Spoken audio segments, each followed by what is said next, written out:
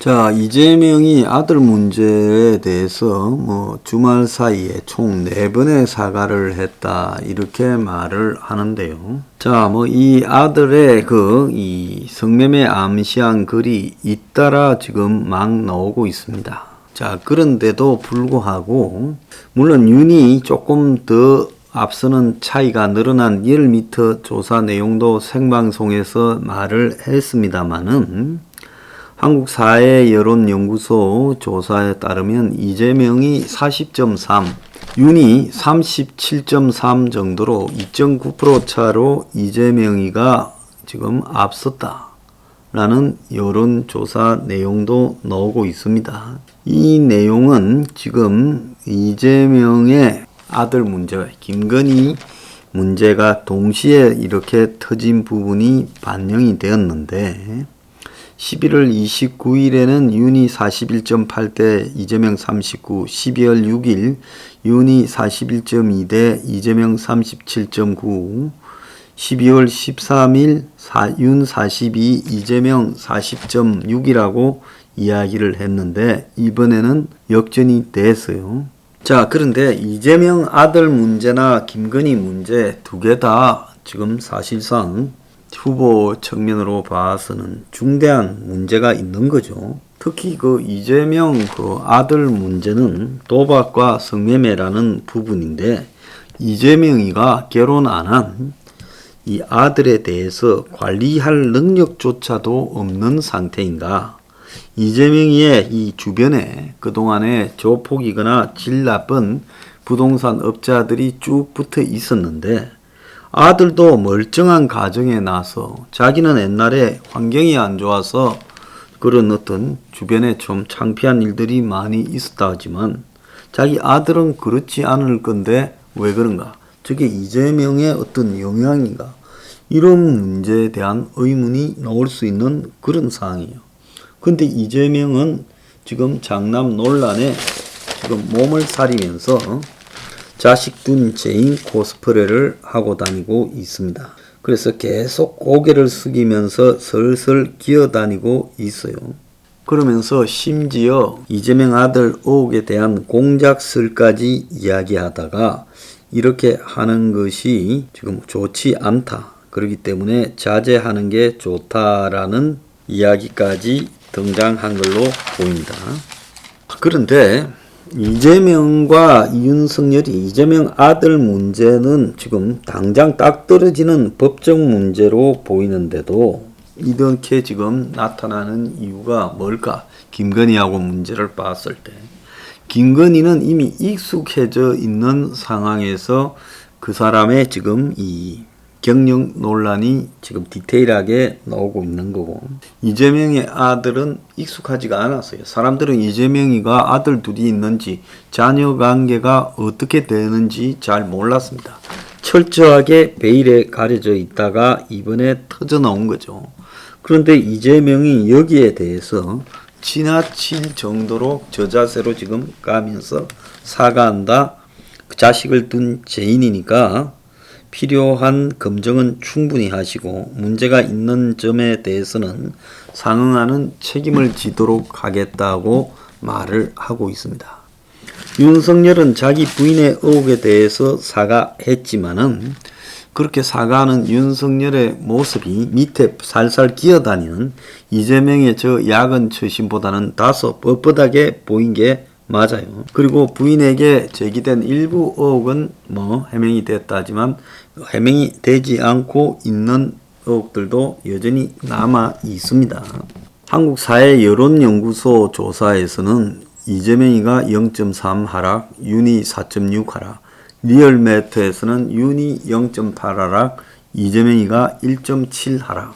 그래서 이것이 어떤 것이 더 악재인가라는 부분에 대해서는 여론조사 따라 왔다 갔다 하는 상황입니다. 근데 이재명이 아들 문제에서 더 중요한 이재명 의혹의 본질이 그냥 넘어가 버리는 양상까지 지금 나오고 있어요.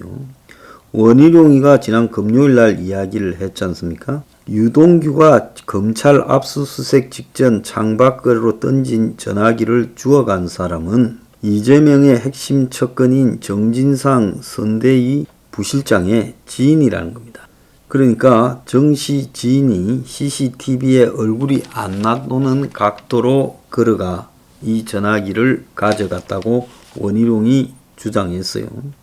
주변을 살피거나 망설이는 행동을 하지 않고 그렇게 갔다는 겁니다. 다른 행인이 전화를 보고 그냥 지나친 것과는 달리 딱 알고 그것만 주워서 갔는데 유동규가 정진상하고 통화했다라는 것도 이미 사실로 드러났고 성남시장 시절 이재명의 성남시장 시절 비서하고도 통화를 했고 그리고 그 통화가 끝난 직후에 지금 전화기를 밖으로 던졌고 그래서 정진상이는 유동규와 통화한 사실이 드러나자 잘못이 있다면 감추지 말고 충실히 수사에 임하라고 당부했다. 이렇게 말했는데 그런 통화를 왜 유동규가 밖으로 던졌겠느냐. 그래서 이 통화한 내역 자체를 뭔가 들키면 안 될 결정적인 엄폐의 문제가 있었을 거라고 보고 있습니다. 그래서 유동규 전화와 그 분석 내용은 대장동 수사의 핵심인데 검찰은 열흘 동안 찾지 못했고 유동규 창문이 열린 사실이 없다 했는데 경찰이 한나절 만에 찾았지만 포렌식 하는데 보름 걸렸다는 거예요. 그래서 지금 시간을 끌면서 이재명에 대한 의혹 자체가 아예 의혹화되지 않도록 만들고 있다는 겁니다. 심지어 이재명 아들이 소득이 없는데도 불구하고 예금이 5천만 원이 늘었다는 거예요. 2019년에 예금 87만 원에서 2020년에 5,004만 원이 됐는데 아들이 경제활동 한 거라고는 6개월 동안 인턴 했는데 이렇게 느려진 것이 뭐냐? 그야말로 정렬을 해준 것이냐 아니면 도박해서 딴 거냐? 두 개 중에 하나라고 봐야 될 겁니다. 그런데 아들 예금이 갑자기 1년 만에 4,916만 원이 늘어났다는 거예요. 채무가 신고된 거 봐서 재산이 순 늘어난 것은 4,430만 원이 늘었다고 합니다. 그 사이 채무 5천만 원을 갖다가 또 변제를 했대요. 2년 만에 8,878만 원의 돈이 늘어났다. 인턴 생활 6개월 만에 그랬다. 자, 그래서 이재명 장남이 1,000만 원쯤 잃고 은행에 빚도 좀 있다 이야기를 했는데 그런데 보면 2년 만에 예금만 5천만 원, 채무 5천만 원까지 상환을 했다면 이 돈이 어떻게 나온 것인가? 자, 민주당에서는 5천이 합법적으로 정렬을 했다라고 말하고 있습니다.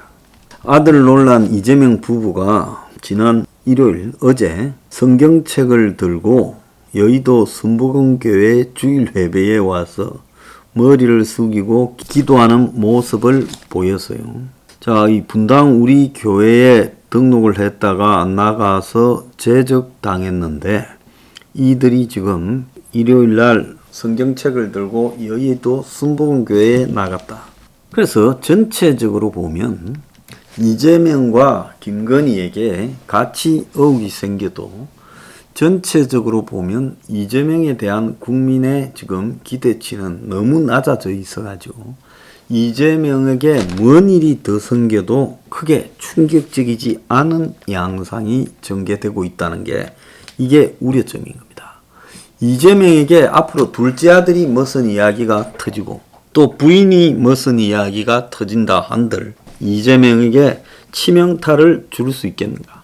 그러면 윤석열은 왜 자기 일도 아닌 부인 일로 저렇게 시끄러운가? 이것은 윤석열은 사람들이 원래 검찰총장까지 했고 정의와 공정의 화신이라고 생각했는데 그도 또 보니 여러 가지 그 부인한테서 지저분한 내용이 나오니까 실망이 되면서 윤석열에 대한 회의가 되고 있는 부분이고 이재명은 충격적인 일이 이재명 아들 결혼도 안 하고 같이 살고 있는 걸로 보이는 아들한테서 터져 나왔지만 그 아들에 대한 문제는 국민들이 이재명은 집안에 돌아가는 꼬라지로 볼 때 충분히 그럴 만도 하다라는 식으로 지금 가고 있는 거예요. 그래서 윤석열 부분에는 대중적 납득이 안 가는 상황이고 이재명 부분은 납득이 가는 상황이다. 그러면 윤석열이 이재명만큼 기대치를 낮추면 되지 않겠냐 하는데, 애초에 윤석열은 이재명처럼 십몇 년 정치를 하면서 저렇게 쌓아온 이 낮아진 이미지가 아니라 그는 정권과 맞서면서 정의와 공정의 화신, 포청천적인 이미지를 구축해 왔기 때문에 이미지가 같은 일이 터져도 더 윤석열이 타격을 입는 양상이 될 수밖에 없다는 거예요. 자, 그리고 일이 벌어졌을 때 이재명이 일에 대처하는 방법과 윤석열이 대처하는 방법에서 이재명은 한없이 고개를 숙이고 기어다니는 척해요. 물론 쇼죠.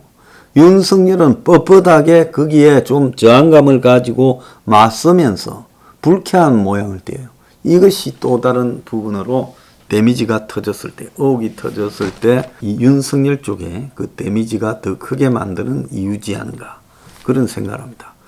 윤석열이 리스크 관리하는 부분에서 이재명에 비해서 지금 효율적으로 대처하지 못하고 있다, 이렇게 해석할 수 있습니다.